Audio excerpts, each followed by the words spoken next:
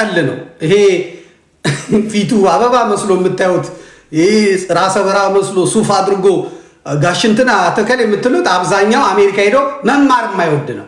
በትምህርቱ ቀጥሎ ገፍቶ ያለ ሰው አይደለም አብዛኛው ማለት ነው። ይታገላል፣ ከዛ ፓርኪንግ ይሰራል፣ ከዛ ምናምን ይሰራል፣ ከዛ ይወድቃል። ምግቡ የተወጋ ነው፣ ይፋፋል።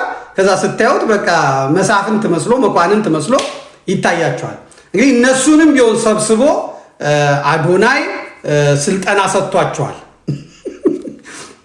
የሰው ልጅ ምክር ቆያዝልኝ የሰው ልጅ ምክር የሚሰጠው የተሳካለ ሰው ብቻ አይደለም የሚመክረው። የወደቀ ሰው ምክር ይመክራል። የወደቀ ሰው ይመክራል። እንደውም የወደቁ ሰዎች ምክር አስተማሪ ነው ይባል። ኤችአይቪ ላይ አይታችሁ አቶ ዘውዱ ነው አቶ ምናምን የሚባል ሰው ኤችአይቪ የተያዘ ነው። ብልባላ የመንገድ ስራ ላይ ያለ ነው በኤችአይቪ ኤድስ የታየው። ማንም ሰው ኤድስ ይዞኛል ኤችአይቪ ቫይረሱ አለብኝ ብሎ መውጣት እና አደባባይ መታየት በማይፈልግበት በዛን ዘመን እሱ ግን ያንን ጥሶ ወጣ። እኔ መማር ፈልግ ነበር፣ እኔ እንደዚህ ማድረግ ፈልግ፣ ግን ኤችአይቪ በደሜ ውስጥ አለ። ትውልድ ይዳን፣ በእኛ ይብቃ፣ በእኔ መንገድ አትሂዱ፣ በእኔ መንገድ አትሂዱ፣ እኔ እንዲሆኜ እንደዚህ ሆኛለሁ ብሎ ሰዎችን ፊት ለፊት በመውጣት እኔ ወደ ሞት እየሄድኩ ነው፣ የሞትን ትኬት ቆርጫለሁ፣ የሞትን ሰርተፍኬት ቆርጫለሁ፣ ወጣቶች በእኔ መንገድ አትሂዱ፣ ህልም ያላችሁ ሰዎች በእኔ መንገድ አትሂዱ፣ በቃ በእኛ ይብቃ በማለት እንዴት እንትን እንደሚሉ እንዴት እንትን በሽታው እንዴት እንደሚተላለፍ ሰዎች ጆሮ ሰጥተው እንዲያዳምጡ ያደረጉት ሰዎች ለአንዷ ቪትስ ለአንዷ ኮሮላ ለአንዷ ምናምን እየገዛውበት እዚህ ስባክን ከሰርኩኝ ወደኩኝ ዘመናዊ የሂሳብ አያያዝ ባለመያዜ በጊዜ አስፈላጊውን ነገር ባለማቅረቤ ፋብሪካ የተዘጋው እንደዚህ ብድር ተበድሬ ብድር መክፈል ባለመቻሌ ጠጪ በመሆኔ ሰካራም በመሆኔ አጉል ልምድ አጉል ሱስ ስላለብኝ የት ይደርሳል የተባልኩ እኔ ወደኩ ብለው ሰዎች በውድቀታቸው ያስተምራሉ። በእኔ መንገድ እንዳትሄድ፣ በእኔ መንገድ ከሄድክ ትወድቃለህ፣ ትሞታለህ፣ በራስ መንገድ እነዚህ ነገሮች ጎዲና የታወቁ ናቸው። ሳልሳዊ ቴዎድሮስ አሁን ሼፕ እያደረጉልን ያሉት ምዕራባውያኑ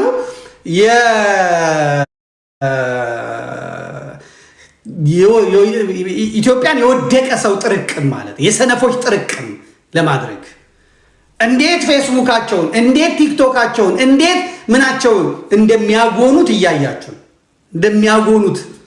እንደሚያጎኑት ማለት ነው። እነዚህን ማስቆም አይቻልም፣ ግን ዝም ማለት ደግሞ ለእኔ ወንጀል ነው። ትክክል አይደለም። ከዚህ ልጅ የሚገኝ ትምህርት የለም። ከዚህ ልጅ የሚገኝ ነገር የለም። ከዚህ ልጅ የሚገኝ ጠብ የሚል ነገር የለም። በጣም ውርደት፣ በጣም ነውር፣ በጣም ለልጆች የማይጠቅም ለታዳጊዎች የማይጠቅም በስንፍና በረህጥነት ብቻ በማውራት ብቻ እንዴት እንደሚታደግ እንዴት እንደሚመነደግ የሚያሳይ ነው። ቤቱን ሄደው ጋዜጠኞች አስጎብኝቷል። እና ጋዜጠኞቹ ጎብኝተዋል። የሚከፍለው 250 ሺህ ብር ነው። ፋብሪካ የለውም፣ ኢንካም የለውም።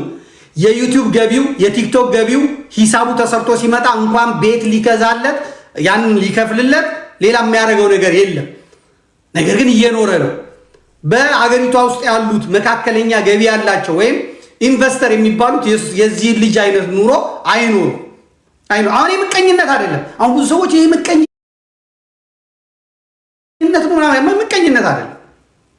አይደለም ማወቅ አለበት፣ መጠጣት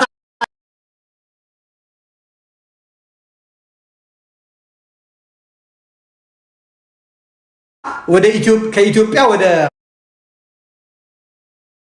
አሜሪካን ነው የሄደው። ከኢትዮጵያ ወደ አሜሪካ የወሰዱት ደግሞ አቶ ብርሃንና ማን ነው ያኛው ሰውዬ ስሙ ጠበቃው ሁለቱንም አውቃቸዋለሁ። አቶ ብርሃንና ብርሃን መሰለኝ አያሌው ቢታኒ አይደል? አያሌው ቢታኒ እሱም አንድ ላይ ነበሩ የሚሰሩት ግን አይደለም።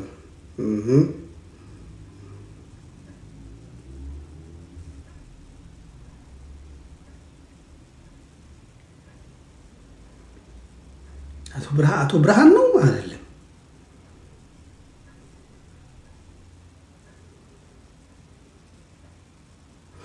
ሁለቱም ሰዎች የምናውቃቸው ሰዎች ናቸው።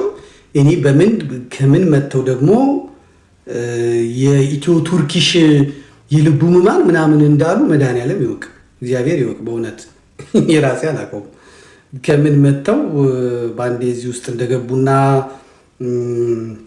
እዚህ ላይ እንደደረሱ እኔ የማውቀው ነገር የለም። ግን በሚገርም ሁኔታ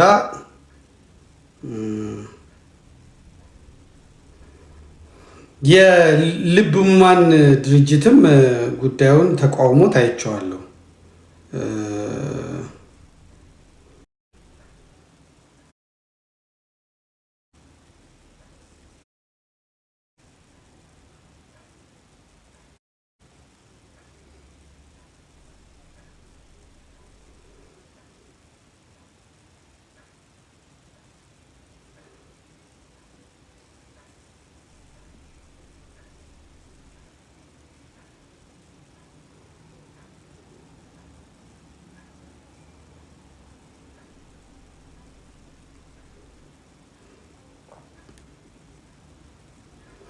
እሺ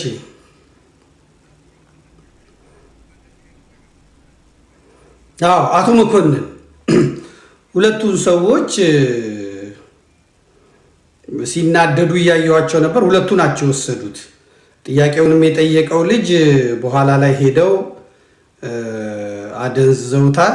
ግን የልብ ህሙማን ድርጅትም እኔ አላውቃቸውም ብሏል። ይህንን ሁለቱን ሰዎች ማየት እንችላለን። እንዴት እንደወሰዱትም አላውቅም፣ ግን ሰዎቹን እኔም አውቃቸዋለሁ። እሺ ተመልክተነው እንመጣለን። ይኸው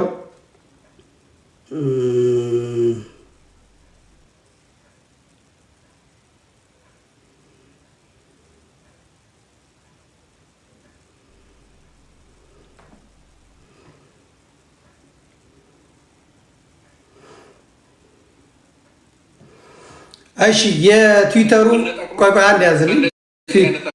ትዊተሩ አይሰራም ብላችሁኛል።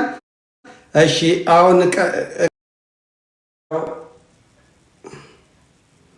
ትዊተሩ ይሰራል፣ ገብታችሁ ማየት ትችላላችሁ። ዘግይቶ መጥቶልን ነው እንግዲህ። እኛ ስንሰራ ሌላው ይተኛል። አሜሪካን ሀገር ስለሚተኙ ነው እንትን ያልናቸው። እነዚህ ሁለት ሰዎች ናቸው የወሰዱት። እስቲ አምጣልኝ፣ አቶ ብርሃንን አምጣልኝ።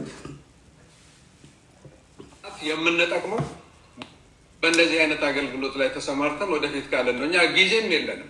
ይችኑ ጊዜ ግን በእንደዚህ አይነት ጥያቄዎች ንትርክ ውስጥ ማጥፋታችን እጅግ በጣም ሁለቱን ያዝልኝ፣ እንደዚሁ ያዝልኝ። ጠያቂው ልጅ ተሜ የሚባል ልጅ ነው የጠየቃቸው። አዶናይን ይዘው የሄዱት እነዚህ ሁለት ናቸው። የጉራጌ ብሔር እንደሆኑ ነው የማውቀው። ምክንያቱም ይሄኛው ቀይ ያደረገው ጠበቃ መኮንን ይባላል። በአህዱ ባንክ ነው ሁለቱን የማውቃቸው። ግን አንደኛውን ደግሞ ከአዋሳ ጀምሮ ከአርማጌዶን ጊዜ ጀምሮ አውቃቸዋለሁ። የአርማጌዶን ላይ ከፍተኛ አስተዋጽኦ ያደረገ ሰው ነው።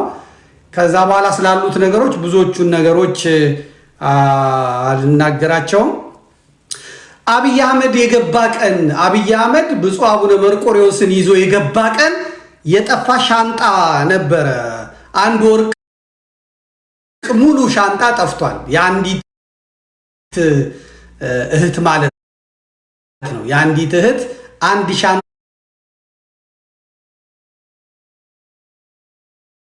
ሙሉ ወርቅ ጠፍቷል።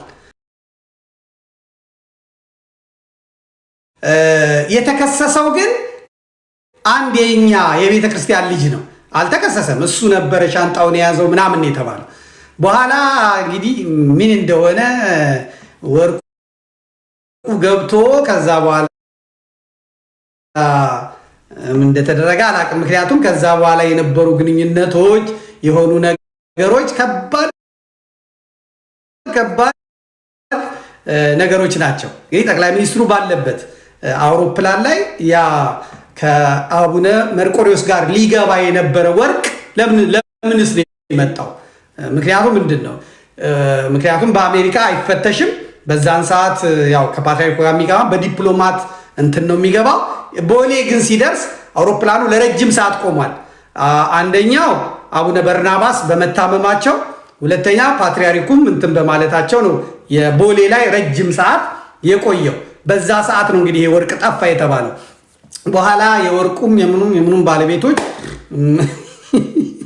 አያገባኝም ስለሱ። ግን ሁለቱም እኔ ያሰባሰብኩት ለአዶናይ ነው የምነግረው። እኔ ያሰባሰብኩት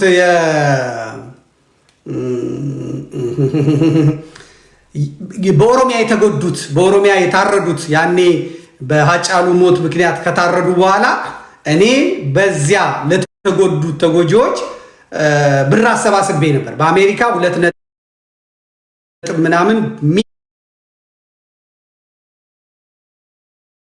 ሚሊዮን ዶላር፣ በኢትዮጵያ ወደ 48 ሚሊዮን ብር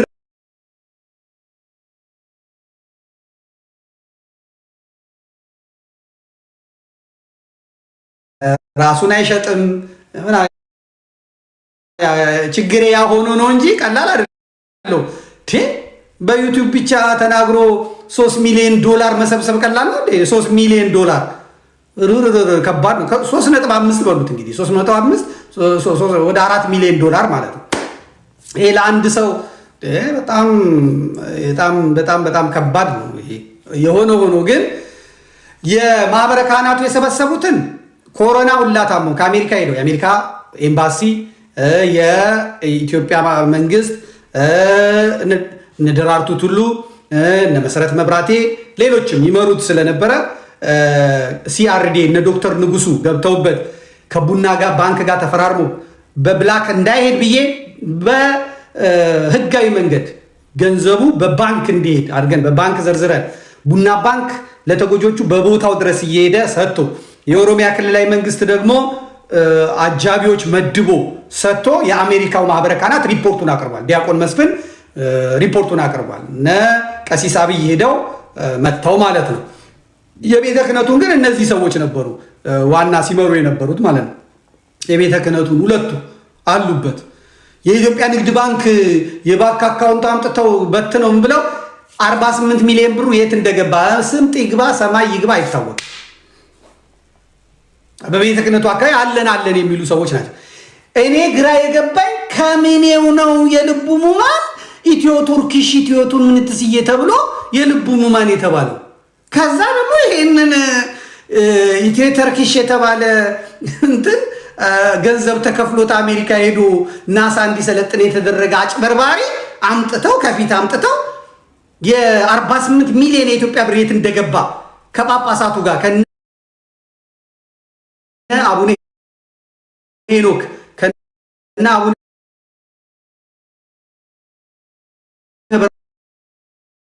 አሜሪካ ያሉት ካናዳ ያሉት ማናቸው መቃሪዎስ የኔ ወዳጅ ሌሎችም 6 የባሌው ምናምን ሆኖ እና አቡነ ዮሴፍ ሆነው ነው ያደረጉት 48 ሚሊዮን ብር። እግዚአብሔር ይፍረድ። ለታረዱት ለተበተነ ቤተሰብ የተለመነውን የት እንዳስገቡት የት እንደከተቱት መድኃኔዓለም ይወቅ። እኔ ስለማውቃቸው ነው የደነገጥኩት። አሁን ደግሞ ይሄንን ትግሬ ይዘው ይሄን አጭበርባሪ ልጅ ይዘው እሱን ከፊት አድርገው 50 ሰው ልናሳክም ነው 60 ሰው ልናሳክም ነው ምናምን። የኢትዮጵያ ልቡ ማህበር አላውቅም አለ። ከዛ የልጅ ጥያቄ ሲጠይቅ ተሙ የሚባለው ሲጠይቅ እነሱ ቦግ ነው ያሉት። ቦግ ስሙት አሰማችሁ። መጥፎ ታሪክ የለንም። ገንዘቡ አልተሰበሰበም። ለበጎ ዓላማ አልዋለም አልተባለም። አስቀድሞ ግን በእንደዚህ አይነት ስጋት ላይ እርሱ አንድ በኩል አዝኜሎታለሁ፣ በጣም ተሰቃይተዋል ማለት ይሄ ገንዘብ ተሰብስቦ ህፃናቱ ጋር አይደርስ ሲሆን የሚል ስጋት አድሮቦታል። በዚህ በጣም አዝኛለሁ። እንደዚህ አይነት ስጋት ስላደረቦት እና እንደው በጥርጣሬ ምክንያት ስለተጎዱ፣ በሌላ በኩል ደግሞ ጊዜያችን ለእንደዚህ አይነት ጥያቄዎች ምላሽ በመስጠት ስለባከነ አዝኛለሁ። በሁለት መንገድ እናመሰግናለን። መጨረሻ አንድ ድል ስላልኩ አቶ ተመስገን ስቷል ልስማና በኋላ ቀጣው እንዛለን። እሺ ወደ መጨረሻ ማጠቃለያ ነገር ካለ ማጠቃለያ አቶ መኮንን ከይቅርታ ጋር ጥያቄ መጠየቅ መጠርጠር አይደለም፣ የሚያናድድም ኢሞሽናል የሚያደርግ ነገር አይደለም። ስለዚህ ገንዘብ ለማሰባሰብ የመጣ ድርጅት ጥያቄ ለምን በዚህ መልኩ ተጠረጠርን? የጥርጣሬ ጥያቄ አልተነሳም። ጥያቄውን ቪዲዮውን መልሳችሁ ማየት ትችላላችሁ። ይሄ እንዴት ነው የምታውሉት? እንደዚህ ነው አንድ ኦነር ነው ምናምን መሰል ጥያቄ እንጂ የጥርጣሬ ይሄን ያህል ኢሞሽናል የሚያደርግ ነገር የለም። ምክንያቱም የሚሰበሰበው ገንዘብ ከህዝብ ነው፣ ከኢትዮጵያውያን ነው፣ ለኢትዮጵያውያን። ስለዚህ ኢትዮጵያን ጥያቄ ስለጠየቁ አሁን የእርስዎ ንግግር ትክክል አይደለም። ምን የሚጠይቁ ለምን ተጠየቁ? አሁን ወደ ዲያሎግ ሳንገባ ብዙ ተመልካች ስላለ ጥያቄም ስላለ አንተ ጥያቄ እኔ የሆነ ነገር የእኔ ጥያቄ እንጂ እንደ ጥርጣሬ ያነሳሁት ነገር የለም። ለምን ጥያቄ ጠየቅ ከሆነ አምሶሪ በዛ ስህተት ከሆነ ይጠይቁ። እኔ ለምን ጠየቁ አላልኩም።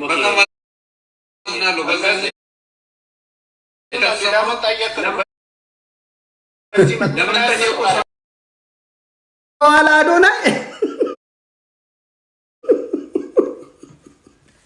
ሰጥ ብሎ ፋውንዴሽኑ ደግሞ የእሱ ነው። የልብ ሙማን ህርት የሚባል ነው ገንዘብ ይሰበሰበው። ፋውንዴሽኑ መላቅጡን የጠፋቸው እነዚህ ምን ሲያንቀዠቅዥ እንዳስገባቸው እግዚአብሔር ይወቅ። እኔ ከምን ተነስተው ወደዛ የክለብ የዳንስ ቤት አዋሳ ያለው ቮጊያ ነው ዮጋ የሚባል ደንበኛ ዳንስ ቤት ባለቤት ነው አቶ ብርሃን የተባለው። በኋላ ደግሞ የቀነኒሳን ሆቴል ተኮናትሮ የነበረ ሰው ነው። ቀነኒሳ ሆቴል መጨረሻው ላይ ደግሞ ይሰራ የነበረውን ታውቃላችሁ።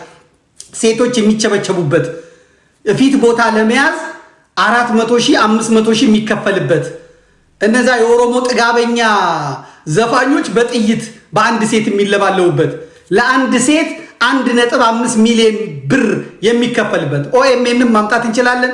በዛ ጊዜ የነበረው ይህ ክለብ ዳንስ ሲያዘጋጅ የነበረ ሰው አሁን በዚህ ጋር መጥቶ ደግሞ ከዚህ ከዳግማዊ ቴዎድሮስ ጋር ሆኖ እንዴት ነው ይሄ የሆነው? ጥያቄ ነው መጠየቅ። አሁን የተሙ ምኑን ስለማያውቅ ነው፣ ግን ድፍረቱን አደንቅለታለሁ። መጠየቅ መልመድ አለበት። የት ነው ወዴት ነው ምናምን ማለት ለምን እጠየቃለሁ ብሎ ቱግ ማለት የሚበላ ሰው አለ ወዶ ይጎመድ ገንዘቡን በሌብነት ያመጣ የተረገመ ገንዘብ የተረገመ ገንዘብ የጽድቅ ቦታ አይውልም፣ ይዘረፋል ነው ምን ይዘረፋል። እና አሁን ገንዘብ አይሰጥም ሰው ምናምን እንደዛ እንዳታስቡ ይዘረፋል። ምክንያቱም የፈለገ በላብ ያልመጣ ገንዘብ የእርግማን ገንዘብ የጽድቅ ቦታ አይውልም። የፈለገ ጧበል የፈለገ ፈንዳ። አንዳንድ ሰዎች ይላሉ ይህ ሁላ ገንዘብ ይዞ ለቤተ ክርስቲያን ለምን አይረዳም? ለድሃ ለምን አይረዳም ይላል። ይቻላል። አሜሪካ እንደዚህ ማድረግ ይቻላል። በምን ሂሳብ ነው የተሄደበት? ይሄንን ነው ጥያቄ መጠየቅ ማለት ነው። እዚህ ጋር የነበረው ትርምስን አላነሳው፣ ግን አዶናይ አሁን ማገጣጠም ያቃተኝ አቶ ብርሃንና አቶ መኮንን የሶዶ ሰው ነው። እኔ አቶ ጫላ ፉላስ ነፍሳቸውን ይማርና የእሳቸው ዘመድ እንደሆነ ለእኔ በቅርብ የሚቀርበኝ ሰው ነው። አሁን የማወራላችሁ ሰዎች ሁለቱንም የማውቃቸውን ሰዎች ነው።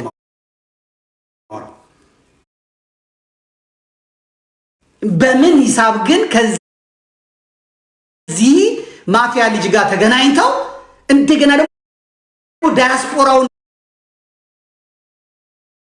ለማለብ እንዴት ነው የሄዱት? ግን ምንድን ነው ሴታፑ? እኔ አልገባኝም። አብዛኛው ስለ አዶናይ የሚጽፉትን ሰዎች ባክግራውንዳቸውን ለማየት ሞክሬያለሁ። ደቡቦች ናቸው በአብዛኛው ደቡብ እና ትግሬዎቹ ምንድን ነው የፈለጉት? ይህን ሊመጣልኝ አልቻለም። እኔ እንትን ልለው አልቻልኩም፣ አልገባኝም። ግን ያው እናንተም ተመራመሩ። እኔ እንኳን ወደዚህ አልመለስም፣ ግን እናንተም ተመራምራችሁ ድረሱበት። ጭራሽ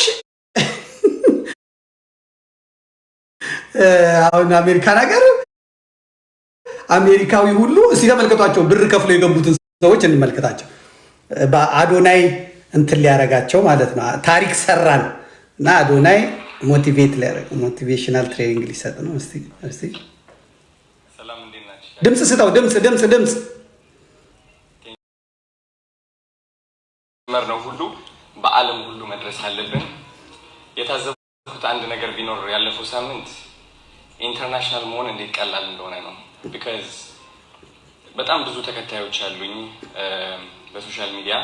ሁላችንም ደግሞ አንድ አይነት ዓላማ፣ የማንቆጣጠረው የማንደርስበት ደረጃ የለም።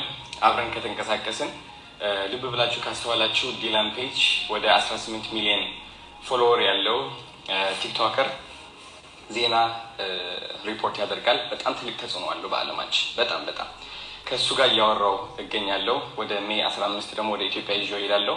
ለንደን ሄጄ አብረን ነው የምንሄደው እና ይህ ያደረግነው ደግሞ ያስተዋልኩት እኔ ብቻ አይደለሁኝም። ከ100,000 በላይ ሜንሽን የደረሰው በአንድ ቀን ውስጥ ማለት ነው። አስቡት፣ በአንድ ቀን ውስጥ አይቶት የማያውቅ ደንግጦ ለራሱ ሲመልስ እና ይህ አይነት ኃይል እንዳለን እያወቅኩኝ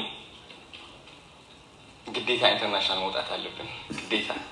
እና አሁን በእንግሊዝ ልጨምር ነው የታባቱ። እሺ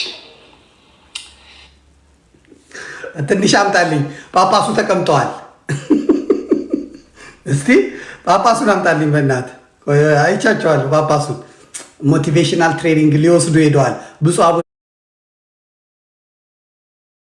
ፋኑኤል መሰሉኝ። እስቲ ትንሽ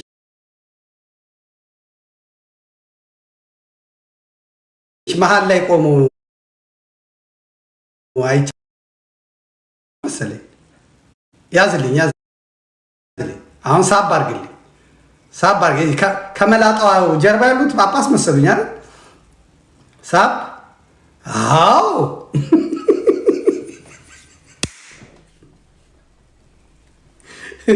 በየትኛውም ጉባኤ ላይ አይገኙ። ኢትዮጵያን በተመለከተ በሚደረግ ጉባኤ ላይ አይገኙ። በኮሪደር ልማቱ ላይ ይገኛል። ሴቶቹን ተመልከቷቸው። በቃ ፈረንጆቹ ሁላ ተገኝተዋል። ወደ ኢንተርናሽናል እየሄደ ስለሆነ አቶ ሳሙኤል ምንድን ናቸው? ትግሬ ናቸው እንዴ? አቶ ሳሙኤል ሰንሻይን ትግሬ ነው። እሱም ሴታፕ ተዘርቶለታል። ከኋላው ባለሀብቶች እንዲኮለኮሉ ተደርጓል። እኚህ ጳጳሱ እንግዲህ በጣም የሳልመን ፊሽ አድናቂ ናቸው። በጣም ወዳጄ ናቸው።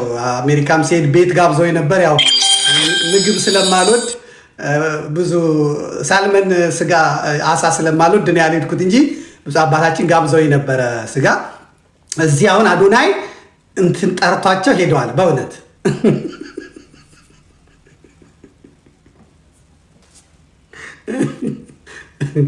ኧረ ጉድ እኮ ነው። እና ወንድማችን ይሄ ብቻ አይደለም። የቢል ጌትስ ፋውንዴሽን አስምሩበት። የቢል ጌትስ ፋውንዴሽን አዶናይን ፈልጎት ሩዋንዳ ነው ኡጋንዳ ያለው የቢል ጌትስ እንትን አዶናይ የሚፈልገው 50 ሰዎች ነው 100 ሰዎች እንዲያሳክምለት ቃል ሰጥቶታል። ከዛ ያ በተነገረበት ስር ደግሞ እነ ለታይ እነ ገረ ክርስቶስ እነ አረጋይ ታረጋይ እነ ሶፋኒ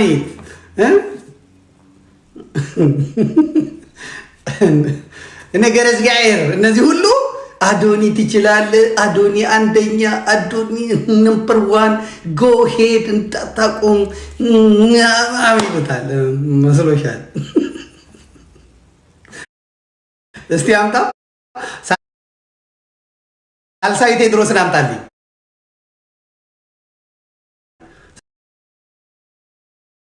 ጌታ አዶኒ የምንጠብቀው ነገር እግዚአብሔር የቲክቶክ አዋርድ ያመጣልኝ መልእክቴን እንዳስተላልፍ ነው።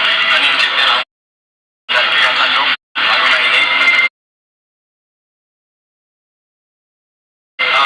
ብዙዎች ኢትዮጵያ አንድ የሚያደርጋት የቴዎድሮስ ሲሆን ከሰሜን የመጣ እያሉ ነበር። እንጃ እሱ ነኝ ያለለኝ አላውቅም። ከ4 ዓመት በፊት ጀምሮ ኢትዮጵያን አንድ የማድረግ ህልምና ዓላማ ነበረኝ። አሁንም ወደዛ እየገሰገስኩኝ ያለሁት። የተላለፈው በቴሌቪዥን ነው። አርትስ ቴሌቪዥን የማን ነው? ልብ በሉ። አርትስ ቴሌቪዥን የማን ነው? አርትስ ቴሌቪዥን የሄኖክን የጃንደረባውን ተፈራርሞ የወሰደ ነው አይደለ? የጃንደረባውን የወሰደ ነው አይደለ? ደግሞ አዶናይ ሳልሳይ ቴዎድሮስ ነው እያለ ነው። እና አሜሪካ ሄዷል። አሜሪካ ሲሄድም ሲናገር ሰምቼዋለሁ። አይታችሁት ከሆነ በጣም ረጅም ሰዓትን ያቆዩኝ፣ ኢሚግሬሽናችን ላይ ተመለስ ቢሉኝ ይመለስ ነበረ ምናምን። እንዴት ሴታፕ የተደረገ ባይገባቸው እንኳን እዛው አስገቡት ነው የሚባለው። ለስራ ነው የሄደው አዶናይ፣ ለስራ ነው የሄደው። ወደ እንግሊዝ ደግሞ ይሄዳል። ከአሜሪካ ወደ እንግሊዝ ይሄድና ደግሞ ያኛውን ፈረንጅ ደግሞ ይዞት ይሄዳል ማለት ነው። እና አደራ እርሶ ሳይንቲስቱ አደራ አደራ አደራ እንላለን። ዳግማዊ ቴዎድሮስ ሆይ አደራ እንሎታለን ማለት ነው። እናመሰግናለን። ኦኬ፣ ሰግጥ ነበር በፊት። ይቅርታ፣ ይሄ እኮ ተንኮለኛ ነው ራሱ የቴሌቪዥን ፕሮዲውሰር ተንኮለኛ ነው። በፊት ሰግጥ ፈምስ ነበረ። አሁን እሰይ ብሎታል። እስቲ እንዴት ነው ያለው? የሚታደገው እንደዚህ ነው ብሏል። እሰይ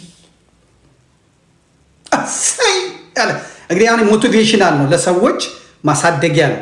እና አቡነ ፋኑኤል የሚሰሙት ይህንን ነው። እሰይ ሲላቸው አባታችን ደግሞ ይሉ ይሆናል እንግዲህ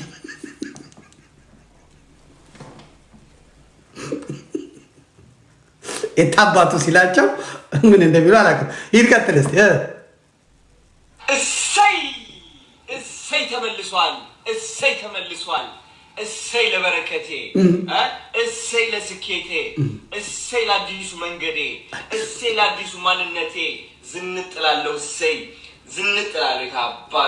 የታባቱ እሰይ ቱር ወደ ዋሽንግተን ዲሲ መጥቷል። ማርች 28 የምትፈሩ ሰዎች ካላችሁ ምንቀኛ፣ ቀናተኛ፣ ተራቢ የከበባችሁ ሰው ከሆናችሁ ማርች 28 በዋርነር ቲያትር የሚገርም ሞቲቬሽናል ስፒኪንግ አደርጋለሁ። እናንተን ለማስተማር መንገዳችሁን ለማሳየት እኔ ያለፍኩበት የመጣሁበት መንገድ አለ። በብዙ ፈተና ያለፍኩት መንገድ እናንተን በዛ ፈተና እንዳታልፉ ላስተምራችሁ ፈልጋለሁ። እንዴት ወደ ዓላማችሁ ወደ አዲሱ ማንነታችሁ እሰይ ያላችሁ እንደምትሻገሩ እኔ ላስተምራችሁ ፈልጋለሁ። ማርች 28 አይቀርም። ቲኬቶች እየተሸጡ ነው ያሉት። ሊንክ ባዮ ላይ ያለ፣ ግቡና ቲኬታችሁን ያዙ። ከጓደኞቻችሁ ከቤተሰቦቻችሁ መምጣት ይኖርባቸዋል። ጋይዝ በጣም ትልቅ ትምህርት ወስዳላችሁ። አዶና ይባላለሁ። ማርች 28 በዋሽንግተን ዲሲ ዋርነር ቲያትርስ 2000 ሰዎች መጥተው ህይወታቸው ይቀይራሉ። እኔም ዝግጁ ነኝ። ወዳችኋለሁ። ወንድ አዶኒ እግዚአብሔርን ወንድ ነው። ይሄን ዲያስፖራ በለው አባቱ አዲሱ ማንነትን አሳያቸው። እሰይ አለ እኮ እሰይ እሰይ እየከፈለ ነው ሰው።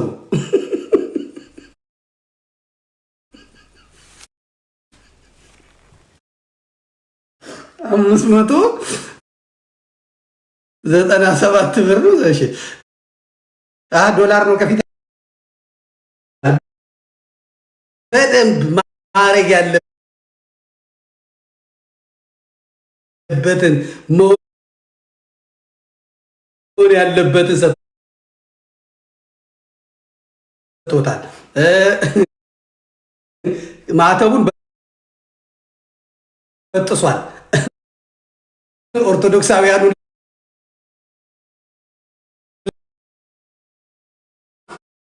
ያቺ ደግሞ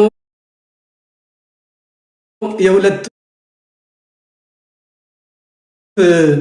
ትግሬዎች ሚስት የሆነችው ደግሞ ማነው ስሟ? ሚስቱ አለች። እሷ ደግሞ ገብርኤልን ነው የምትይዘው። ሐዋሳ ነው የምትሄደው። ሐዋሳ ገብርኤል ሄዳ ስለቴን ከዛ የኦርቶዶክሳዊ የእንትን መንጋ የቲክቶክ መንጋ ደግሞ የእኛ ሰዎች ናቸው የእኛ ኦርቶዶክሶች ናቸው ይላሉ። አቤት! ይሄን መንጋ ማዳን አይቻልም፣ አይቻልም። በቀላሉ ይሄን ነውር ጌጡ ሆኗል፣ ነውር ጌጡ ሆኗል። ዝሙት፣ እርኩሰት፣ ግልሙት እና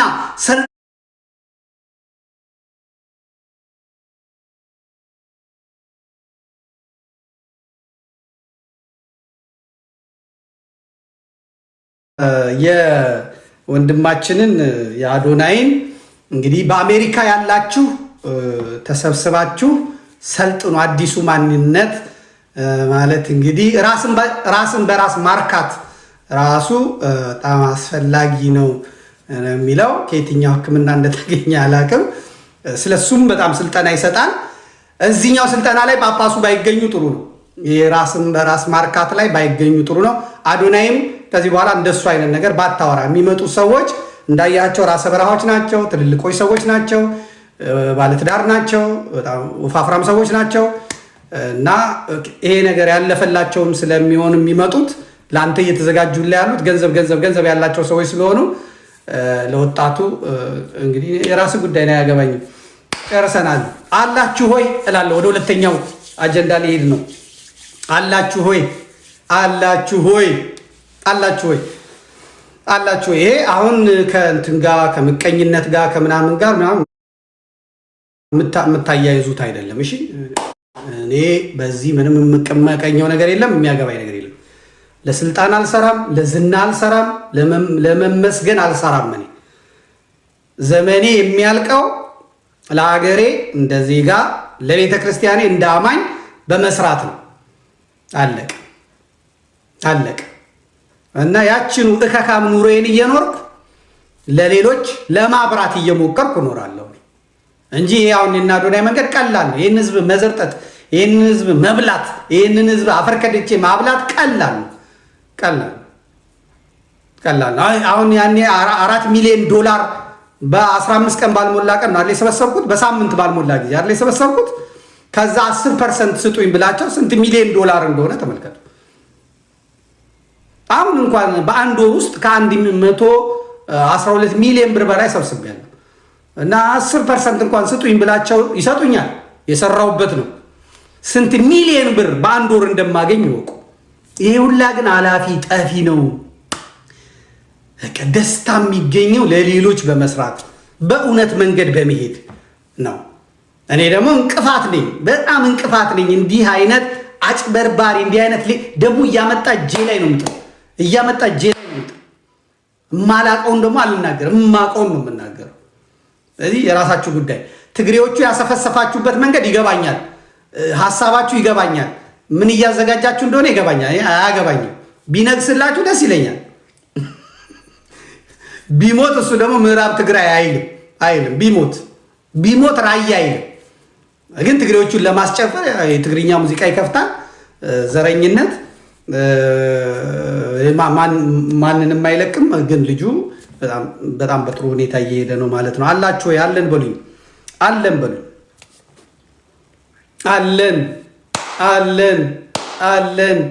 አለን። ፕሮግራም ስሩብኝ ያላችሁ ደግሞ ዘመዴ አዶናይን ተናገረው ምናምን ብለህ ይብስብኛል። እንደውም የጦስ ዶሮ ካመጣው ለመነገር የሌለበትን መታየት የሌለበትን ደግሞ ይዤ እመጣለሁ። እኔ ከላኪዎቹ ጋር ነው የምላተመው።